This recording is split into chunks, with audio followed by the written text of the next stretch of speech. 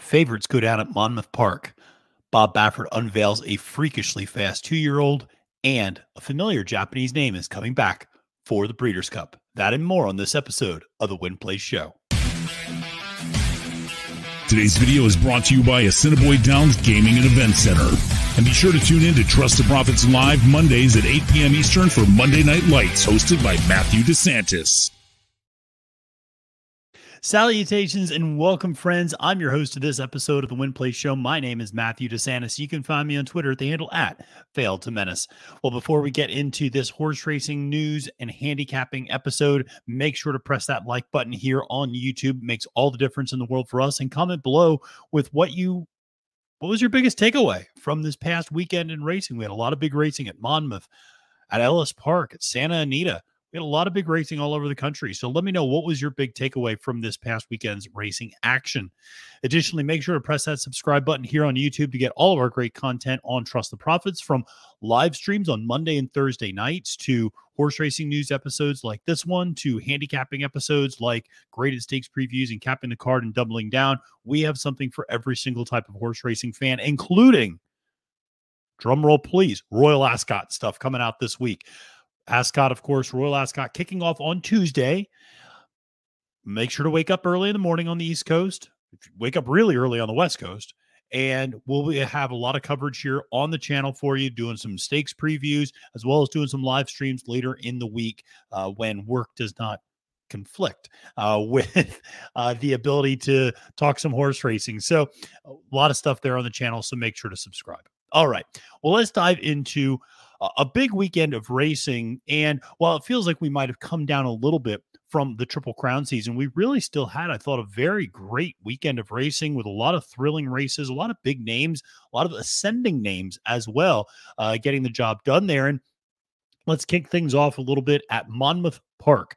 Now, Monmouth Park had its Haskell preview day, which I know confused many people, myself included to some extent, in that a lot of people thought, is this the Haskell? And no, it's the Haskell preview day. So a lot of the horses that run on Saturday come back in a month and run at the Haskell. So we'll have plenty of content for the Haskell coming up here next month. But one of the things, if you watch my Haskell preview day preview, and so that's a mouthful, but if you watch that, I was very against all four morning line favorites, and all four morning line favorites ended up losing the race. And it was very interesting to see how each one of those races played out, because they played out a little bit differently. But I think there was very good logic to playing against. Now, did you end up on the right horse instead? I did in two of the races, not in the other two races. So, hit or miss there. But let's start with the first of the stakes races on the card, and that was the Pegasus. And this was one where everybody wanted a single Kingsbarns. And I told you I would try to beat Kingsbarns here. I just did not think that horse was that fast. I was worried about the bounce from the Kentucky Derby. And that's just being up on the lead is something that can take something out of a horse a little bit. And even though this was a soft landing spot for Kingsbarns, I still felt like he was very beatable in this spot. Ultimately, it took a huge effort from Salute the Stars to do it, but Salute the Stars, the Brad Cox horse with Joel Rosario aboard, talk about an incredible ride. I mean, this might be the best effort of the weekend in terms of just what this horse had to overcome to get to the winner's circle. Gets slammed at the start and goes into the first turn, is super headstrong and rank. And Rosario's got his hands full. This horse wants to go. Rosario's doing everything he can to hold the horse back a little bit so he doesn't wear the horse out. And honestly, when he's throwing his head going around the first, second turn, I'm thinking, this horse is cooked. This horse is going to wear himself out and agitate himself up to the point where he doesn't have anything coming for home. And I stopped really paying attention to Salute the Stars, and I'm looking more at some of the other horses that I was interested in the race. And coming down the backstretch and getting into the far turn, Rosario managed to calm the horse down. And all of a sudden, coming to the home stretch, you just see this bolt coming up the middle of the track, and Salute the Stars comes running late and nails Kingsbarns at the wire. An amazing ride by Joel Rosario all the way around. It's not just the thrilling finish, but the ability for him to calm that horse down and get that horse's head right in the middle of the race and get that horse positioned was so impressive. So credit to Salute the Stars for working itself out as well, but a huge amount of credit needs to go to Joel Rosario on this. And here's the other thing is Kingsbarns had everything set up his way. I mean, he sat right off the flank of the lone speed in the race. The fractions were not that fast. And he just, he couldn't get the job done at the end and couldn't hold off a horse like Salute the Stars, which took a step forward, certainly. Last time out recorded an 80 Beyer speed figure. This effort recorded a 93. That's not a super fast figure, but it's a progression for Salute the Stars, and it's a regression for Kingsbarns, not just from the Derby, but even from that Louisiana Derby. So, again, Kingsbarns is a horse that I think a few of us thought was maybe a little dressed up. I always go back to that Louisiana Derby and how incredibly slow those fractions were, and how he was able to really get things just absolutely his own way. And it's interesting. You've seen a horse like Disarm come out of that race and run significantly better than Kingsbarns in the subsequent two races, running significantly better, obviously, in the Kentucky Derby, and then just winning the Grade 3 Matt Win last time out at Ellis Park. So those are all things to consider there, but huge effort from Salute the Stars, who you'd have to think is got a little bit of a future and has got a little bit of some potential. This was really the horse's first effort on a fast, dry track that was meant for the dirt. His previous dirt effort was an off turf race. So, this is a horse I think that has some upside and some future. The 93 isn't going to blow anybody away in terms of speed figure, but you consider everything this horse overcame to win. It shows a lot of resilience, a lot of guts. And, you'd think this is a horse that they're going to take up to Saratoga this summer, and you're going to see in some big races later on. Well, let's move to the Eatontown Stakes, which was the second of the four great stakes races on the card and the first of the graded stakes races. And this was won by Consumer Spending. And this really kicked off a 3-race sequence where the morning line favorite was a Chad Brown horse coming off a long layoff. Now, in my preview, I said, Chad Brown coming off the layoff is great, but there's always a but. The but is these horses, in many cases, are pointed towards something later in the season. This is a first time to get ready. If they can win here, great, but it's not going to define their season. And I don't think we should overreact to if they don't win. This is a process. Second, third time back from a really long layoff, you're going to see these horses run better. So in the case of the Eatontown, it was Gina Romantica. Very, very fine horse, but one that I didn't understand the infatuation with to some extent. Her speed figures were not all that different from literally anybody else's speed figures in the race. So, yes, she had a very impressive, she won the QE2 Cup stakes, which is grade 1. And so there's certainly some prestige behind winning that big grade 1 there. But from a speed figure standpoint, she's throwing up 88s, 90s. So is everybody else in the field. So she wasn't standing heads and shoulders over everybody else. And everyone else had been running a couple of times and is a little bit better shape and is a little bit more ready for racing. And, Gina's coming back from a really long layoff. So I was always playing against her. Consumer Spending, I was really on the horse, surprisingly, who ended up coming up second in this race. But Consumer Spending was one that I think if you played horizontally, you obviously had to include. And a really thrilling stretch run. Vergara, for her credit, really tried to take him gate to wire, really tried to walk the dog up front, slow the pace down a little bit, make it reasonable 49-3 opening half. But ultimately, Consumer Spending was right there at the end, was able to kind of make that push. Gina Romantica made the first move, but just flattened out, as you would expect a horse coming back from a little bit of a layoff. Consumer Spending really pushed by there. Surprisingly, I thought had a nice run on the rail, was waiting for things to open up. That's always a tough place for horses to go through. I'm not usually thrilled with that sort of a ride in terms of, we're going to try to scoot up the rail. But, it she got through and was giving some run there, but it was not maybe the easiest ride for her. But again, I thought consumer spending was the best in this race and was able to put on the win. And really also continues to prove how good market segmentation is. Market segmentation beating consumer spending previous race. And of course, market segmentation coming back to win a grade 1. Now consumer spending coming back to win a grade 3. So that previous race coming back quite live. Now we moved to the Salvatore Mile, and this was one where Chad Brown had another morning line favorite in Artorias. And this was a race that just did not flat out go the way I thought it would go at all in terms of pace. Petulante is a horse I mentioned in my preview, very young and ascending horse. I liked a lot and thought the horse, had a shot. Ultimately, Petulante is the horse that ends up winning this race by sitting right off of the speed. What was so interesting is that the pace scenario really changed because two horses that I thought would be closers were right up on the lead, and that was Artorias and Bourbonic. And I don't really know why Artorias and Bourbonic decided we're going to go to the lead. Now, Artorias has versatility. Artorias does not have to be a dead closer, but he's shown his best efforts are coming from off the pace a little bit. Now, he's come back. He was probably feeling very fresh. That's one of the things when a horse comes back from a long layoff, they feel fresh, they feel good, they want to run. They can be a little bit more forward than they normally are. It was very interesting, though, to see Artorias challenging Octane for the lead. And then Bourbonic, I don't know what Bourbonic was doing. I mean, Bourbonic's a dead closer, and Bourbonic was going 4 wide right up on the lead. Your guess is as good as mine as to why. I mean, the pace was not fast, but it also wasn't that slow that Bourbonic needed to be up on the lead. So that was a little surprising. And then Nimitz Class was kind of sucked up into that a little bit. So they were going 4 wide with Octane, Artorias, Nimitz Class, and Bourbonic are down the backstretch and around the far turn.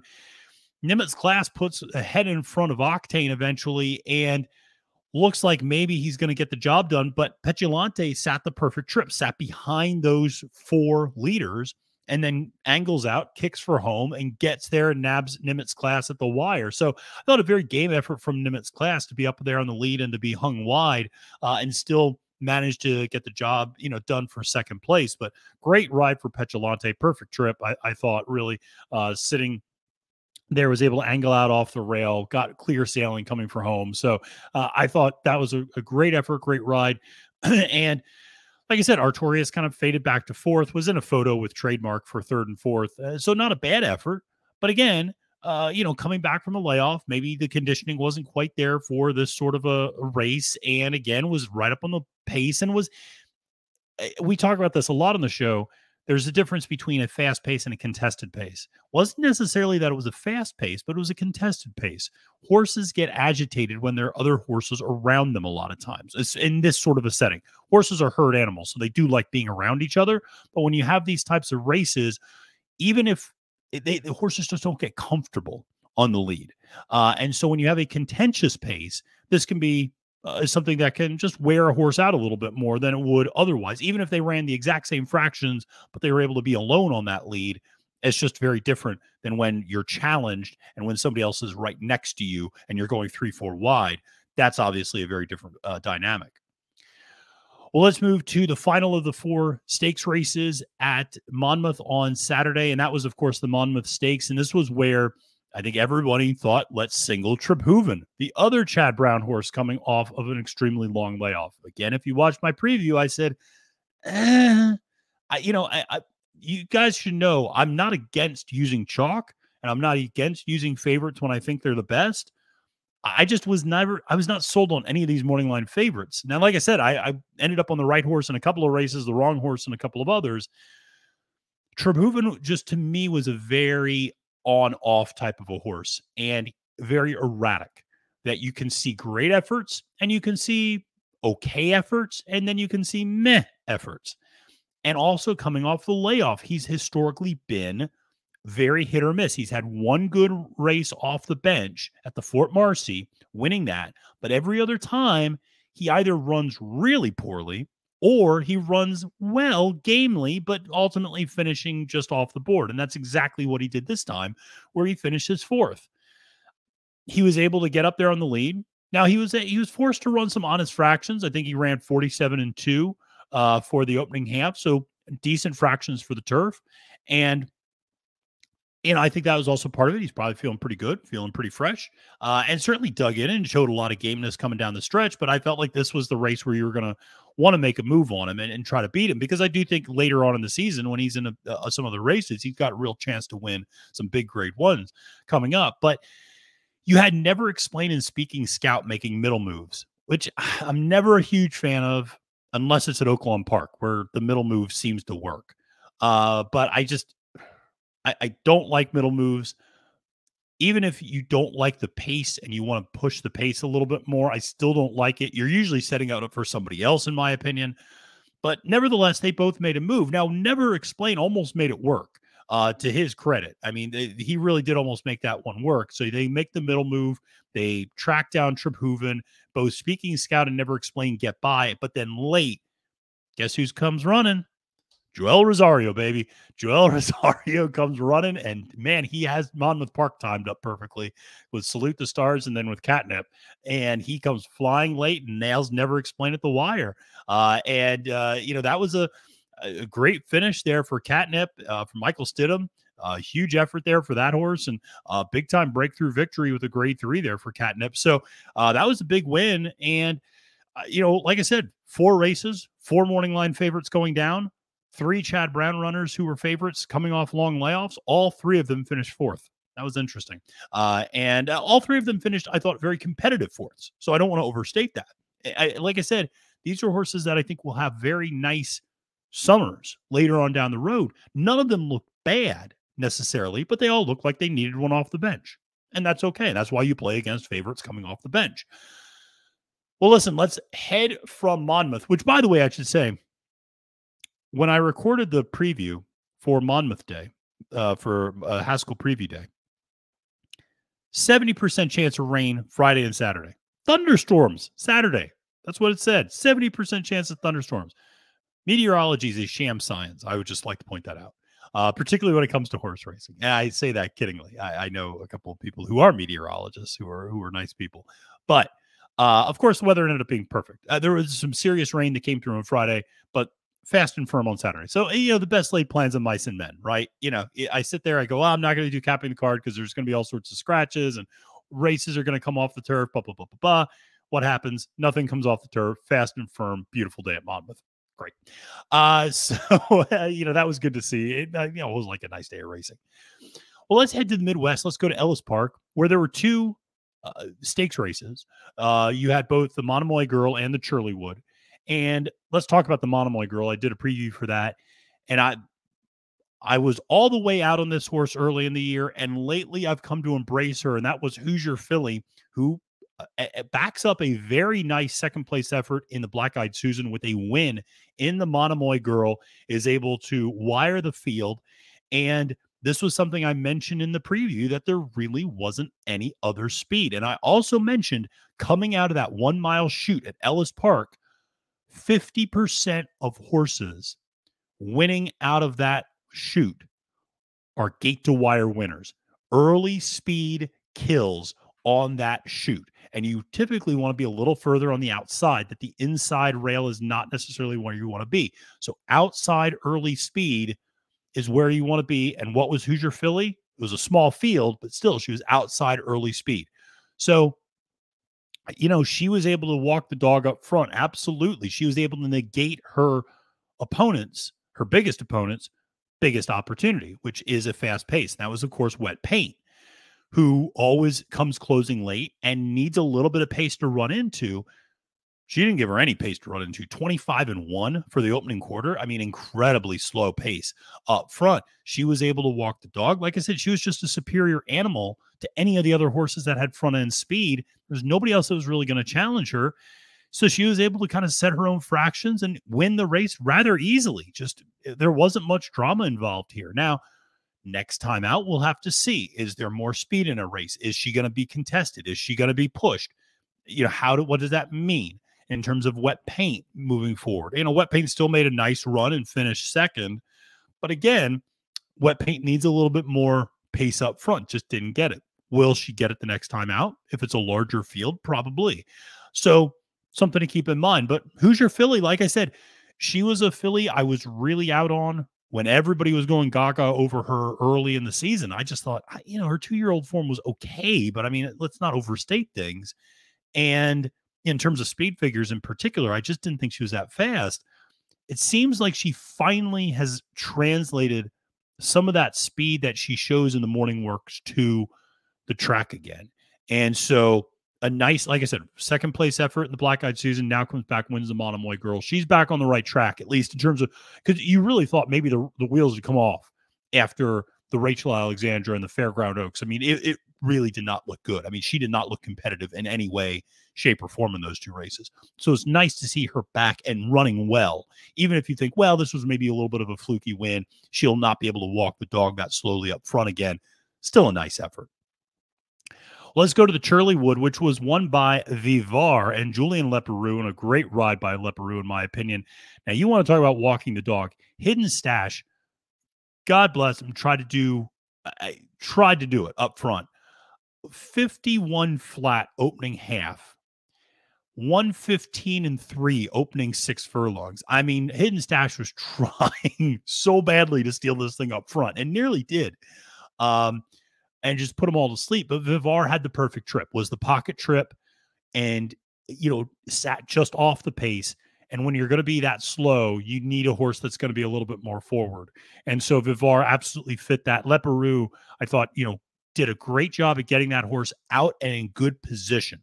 And, I know a lot of times people will say Julian doesn't get horses up there with early speed sometimes, or he makes that one big move from the back. But he really got Vivar, I thought, perfectly positioned in this race and made a very nice move, angled out, and was able to get the job done and hold off some late coming challengers. But again, because they were going so slow up front, Vivar, even though he was right behind that pace, had more than enough in the tank to hold off everybody else running late. So great effort there by Vivar in the Churleywood.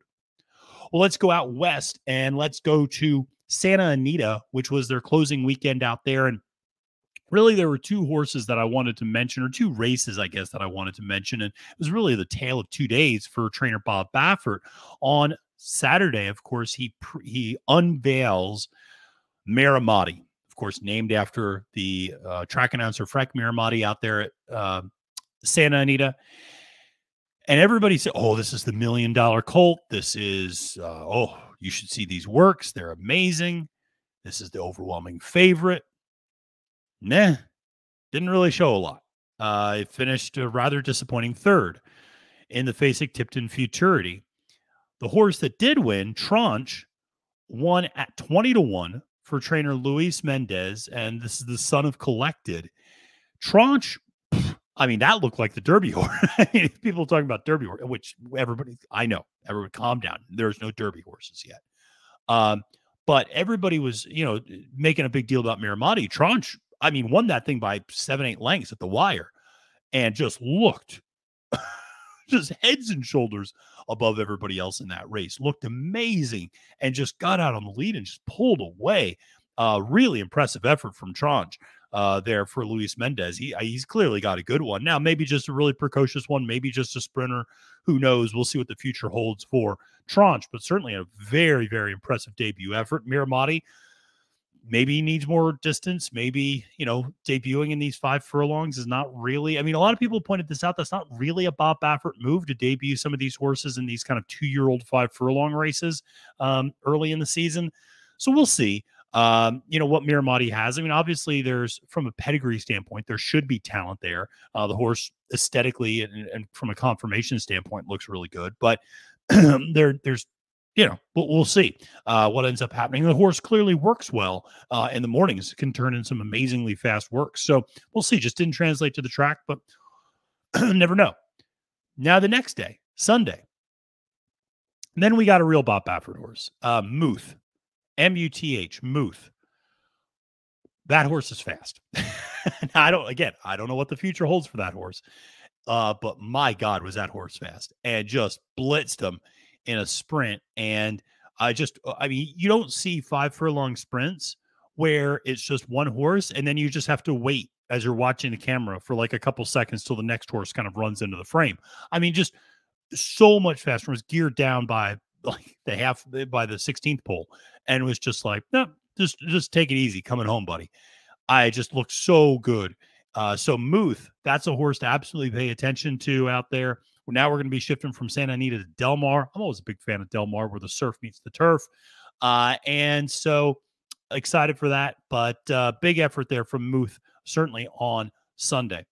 Let's transition to some trainer news that we have, and a couple of pieces of interesting information. One, Saffie Joseph Jr., who's obviously been in the news. 2 of his horses passed away under distressed circumstances at Churchill Downs, was immediately suspended by Churchill Downs from entering horses in any CDI-owned tract. Had not been able to run horses in New York. Remember, that was why White Abario had got transferred to Babe Dutrow. And so there was a lot of questions around Saffie. News came out that Saffie will be able to stable and run horses in the state of New York again. NYRA has come out and said that they have had dialogue with Saffie. I know there's a lot of rumors going around about whether or not Saffie has been naming names and cooperating and kind of what's been going on. Again, those are rumors, speculations. I don't know. But again, that's just, what we're seeing from NYRA in terms of them saying that there's been productive dialogue between Saffie and New York Racing Association. They have decided to allow Saffie the ability to stable horses in New York, run horses, presumably this summer up at Saratoga. We'll have to wait and see. I mean, obviously the necropsy of one of the Saffie horses came back clean, but as a friend of mine who's a former trainer, Chuck Simon, pointed out, of course it came back clean. These blood tests are not like what you see in CSI when you put a tube in some computer and it tells you what's in the blood. You run tests for different types of chemicals and different types of drugs, and you can only run so many tests with the amount of blood drawn, and you only know so many different types of drugs. And so you run for what you know is out there, but what you don't know is out there, you don't run for. So, he said it wasn't surprising that it came back clean. Now, that said, you still have to give the benefit of the doubt. The necropsy ultimately came back clean. So there's nothing to, there's no tangible evidence to hold him on it or, to hold over his head in this regard. So Saffie back in Florida, or he's always in Florida, back in New York. And he had a better meet last year at Saratoga. I think he won 6 races at Saratoga last year, but he traditionally has struggled up in New York. So I wouldn't necessarily take this as a huge kind of climate, cataclysmic shift up in New York racing. Another trainer that was in the news was Todd Pletcher. Now, he had 3 charges against him in the state of Florida from over the winter, 3 overages. He did get one of those cases dismissed. The cases against the horse 6- was dismissed. These were stacking charges against him, in which he was stacking medications on top of each other. And a split sample went to Texas A&M. Texas A&M came back and could not confirm the initial test that was done at the University of Florida. Therefore, that case has been dismissed. He still is facing 2 other positive overages charges from this winter at Gulfstream Park. It's not a great look, especially after everything that happened with Forte. Now, on one hand, I can hear people go, well, it's just overages. These things happen. You're right, they do happen. Although I would say a lot of the things that Bob Baffert gets accused of are largely the same vein, that they're overages.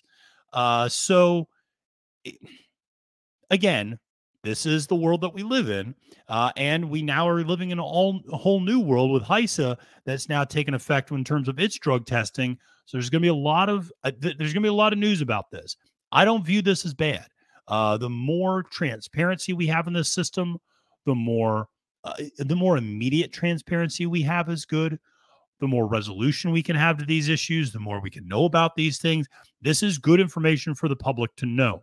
This is not something that should be kept behind closed doors all the time, or we find out almost a year later, like in the case of Forte's positive test from his juvenile campaign. So again, this is something that we're just going to have to get used to seeing. But once the HISA regulations really start kicking in and you start seeing these positive tests, it also is telling you the system's working a little bit, that we're tracking these positive tests, we're finding them, etc. Well, let's finish up with some horse racing news, and let's finish up with a couple of different types of stories. So first, want to start with something that a very scary situation that happened on Sunday at Belmont, and that was the horse By All Means for Christophe Clement, who spooked in the paddock. And I wasn't sure wasn't sure if it was a bird or something, saw something in the paddock, spooked, and flipped over on its back, was unable to get up.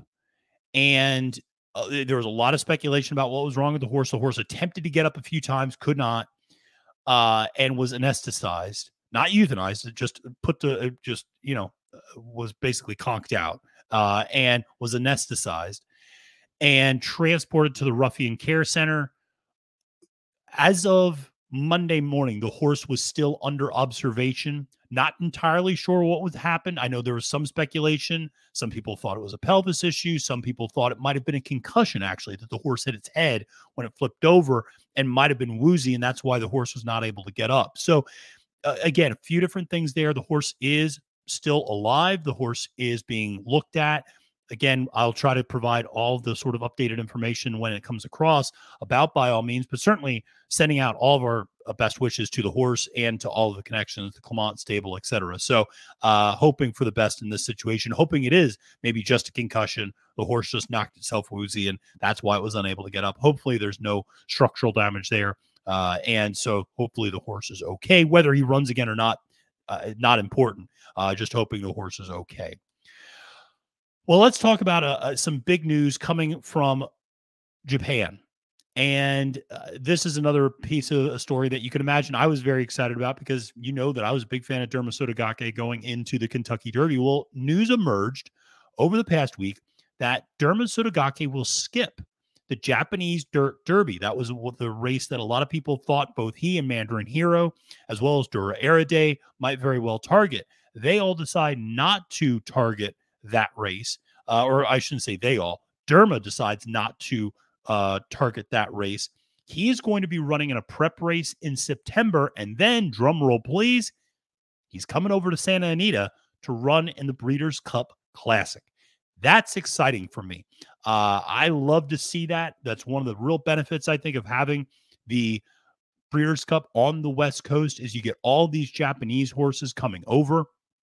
And I think that's going to be, like I said, a really thrilling race to see him come back and run in the Breeders' Cup Classic. That'll be a lot of fun. I'm looking forward to it, but it's just exciting to get international horses running in the Breeders' Cup Classic rather than just all American horses. So, there was a time where there were a slew of, international horses coming over from Europe and running. I remember, how can you not remember the famous, Saki coming over, the ARC winner, running against Tis Now in the 2001 Breeders' Cup. Tis Now wins it for America, holds off Saki. So, we had those days, and we've even had them more recently, but it's great to just have the Breeders' Cup, a little bit more of an international flair. Well, I'll finish up with a story that if you're interested in giving and helping out, this might be a story that is interesting to you. My mom, actually, shout out to my mom, texted me this story this morning, and 100 horses have been seized from a farm in Virginia, not associated with horse racing in any way. Just 100 horses were seized from a farm in Virginia. These horses were severely malnourished and underweight, and several thoroughbred aftercare organizations have stepped up to help with all of these horses. None of the horses have been euthanized. All of the horses are fine.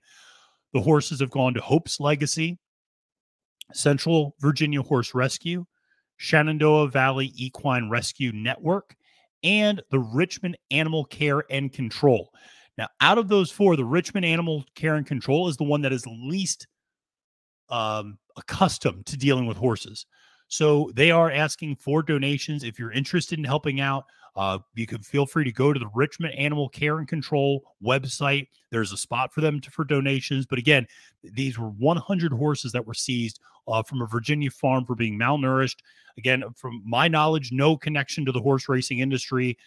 It just seemed like a farm that had a lot of horses and the people were not able to take care of. No criminal charges have been pressed at this point, but this was a welfare situation. A lot of aftercare organizations really stepping up, but Richmond Animal Care and Control has asked for some assistance with donations. They've taken a few of these horses in. Like I said, a lot of the horses went to Hope's Legacy, Central Virginia Horse Rescue, and Shenandoah Valley Equine Rescue Network. So if you're interested, make sure to consider giving. All right. Well, that's going to do it for this episode of the Win Play Show. But listen, folks, we got a lot of content coming up for you this week. We got our Monday night live stream at Assiniboia Downs. You don't want to miss that. We got Royal Ascot previews coming up later this week. We got Royal Ascot live streams. We got the Thursday night cocktail lounge with El Hombre going up to Woodbine. We got a lot of different stuff going. Colin Sheehan's going to be back with Doubling Down. We're going to have graded stakes previews for this coming weekend. So we got a lot of great content here on the network. Press that subscribe button, like this video, and let me know what was your biggest takeaway from the past weekend. Until next time, friends, my name is Matthew DeSantis, wishing you a great and profitable day at the races and reminding you that it's now post time.